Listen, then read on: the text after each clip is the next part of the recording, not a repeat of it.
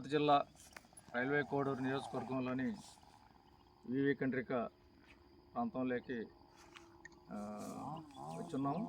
నా పేరు శ్రీ చంద్రశేఖరు, వ్యవసాయ కార్మిక సంఘం జిల్లా నాయకులుగా పనిచేస్తున్నాం. ఈరోజు సామాజిక శంకారావం పేరుతో ఈ గ్రామాల దళిత గ్రామాల్లో పరిశీలిస్తూ ఉన్నాం. వివి కండ్రిక దళిత గ్రామాల్లోకి వస్తే చాలా సమస్యలు బయటపడ్డాయి. అందులో ప్రధానంగా దళితులందరూ కూడా భూమి లేక ఇబ్బంది పడుతున్నారు, వ్యవసాయ కూలీలకు ఉన్నారు. ఉపాధి హామీ పైన ఆధారపడితే ఉపాధి హామీ పనులు కూడా ఈరోజు రామ్జీ పథకం మార్చిన తర్వాత అసలు పనులే కనిపించడం లేదు. అదేవిధంగా ఈరోజు ఈ గ్రామంలోకి వస్తే ఉన్న భూమిని 140 సర్వే నెంబర్లో దాదాపు 300 ఎకరాల మైనింగ్ పేరుతో ఉన్నటువంటి దాన్ని భూ కబ్జా చేస్తున్నారు అగ్రవర్ణాల వారు. భూమి ఉన్న వాళ్ళే భూమి కబ్జా చేసుకుంటున్నారు. ఈ విషయం పైన మొన్న ఎంఆర్ఓకి రిపోర్ట్ చేస్తే ఓట్లు మాత్రం పెట్టినాడు. వాళ్ళు చెట్లు పుడుచుకొని కంప చేసుకొని వాళ్ళు మాత్రం సాగు చేసుకుంటున్నారు. వాళ్ళపైన ఎటువంటి చర్య తీసుకోలేదు. భూమి లేని వాళ్ళు భూమి అన్నారు, దళితులు పోయి సాగు చేసుకుంటా ఉంటే వాళ్ళకి చేసుకోనికుండా అడ్డుకున్నారు. అదేవిధంగా మరో ప్రాంతంలో 40-50 ఎకరాల భూమి ఉంది. ఆ భూమిని కూడా ఈరోజు కబ్జాకు ప్రయత్నం చేస్తూ ఉన్నారు.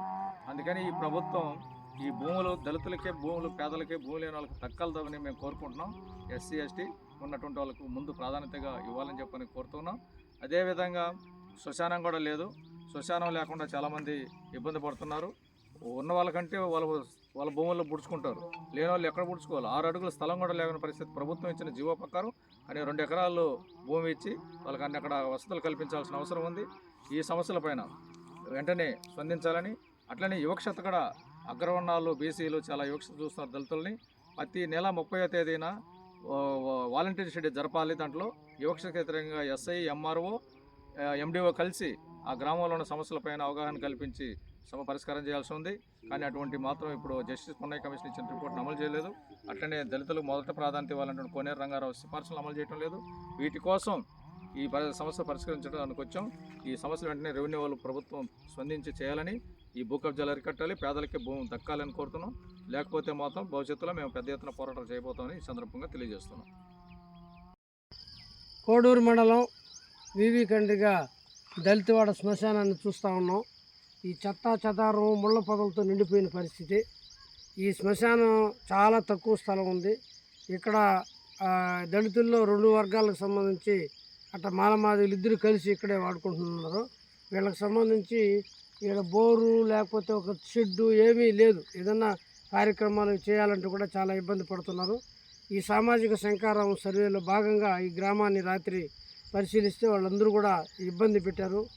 లోడిన దగ్గరే లోడిని పూడ్చిన దగ్గరే పూడ్చి ఈ శవాలని పూడ్చుకోవాల్సి వస్తూ ఉంది. చాలా అవస్థపడుతున్నామని చెప్పారు. దీన్ని వెంటనే మార్చాలి. దీన్ని మొత్తం సర్వే చేసి హద్దులు నిర్ణయించి ప్రహరీ కూడా కట్టాలి. 1235 జీవో ఉన్నప్పటికీ ఆ జీవోని ఎక్కడా కానీ అమలు చేస్తున్న పరిస్థితి ఇక్కడ కనిపించడం లేదు. దీని కారణంగా దళితులు మానసికంగా చాలా ఇబ్బందులు పడుతున్నారు. ఈ గ్రామంలో మిగతా సమస్యలు కూడా వాళ్ళు దృష్టికి తీసుకురావడం జరిగింది.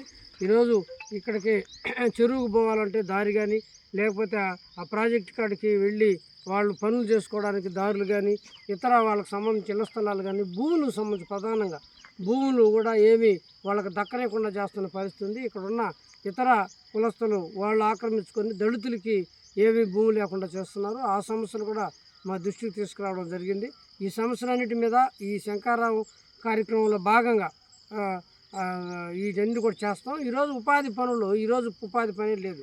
వాళ్ళ ఉపాధి పని లేకపోతే ఏమి వాళ్ళ కుటుంబాలు ఎలా సాగాలా, ఎలా గడవాలా? ఈరోజు రోజుల తరబడి ఉపాధి పనులు లేకుండా చేస్తున్నారు. ఉపాధి పనులు కూడా వెళ్ళడానికి దాదాపు 3 కిలోమీటర్లు ఆటోలు పోయి వేసుకొని వస్తే కూడా ఆ పనికి సంబంధించి తెల్లారుజాము 4 గంటలకు పోతున్నారు. దాదాపు 10:30-11 గంటల దాకా ఈ పనులు చేయాల్సిన పరిస్థితి ఉంది. ఈ ప్రభుత్వాలు ఈరోజు రామ్జీ పథకం తెచ్చిన తర్వాత నిబంధనలు మార్చేసి ఫేస్ క్యాప్చర్ అని చెప్పి ఇవన్నీ చెప్పి వాళ్ళకి ఆ నెట్వర్క్ లేకుండా గంటల తరబడి సమయాన్ని వేస్ట్ చేస్తున్నారు. అందువల్ల ఈ సమస్యలన్నింటినీ ఈ శంకారావంలో ప్రభుత్వం ఇప్పటికైనా కదిలి పరిష్కరిస్తారనే ఆశాభావాన్ని వ్యక్తం చేస్తాం. కడప జిల్లాలోని మరిన్ని వార్తా విశేషాల అప్డేట్స్ కోసం మా SCN న్యూస్ ఛానల్ను తప్పకుండా చూడండి.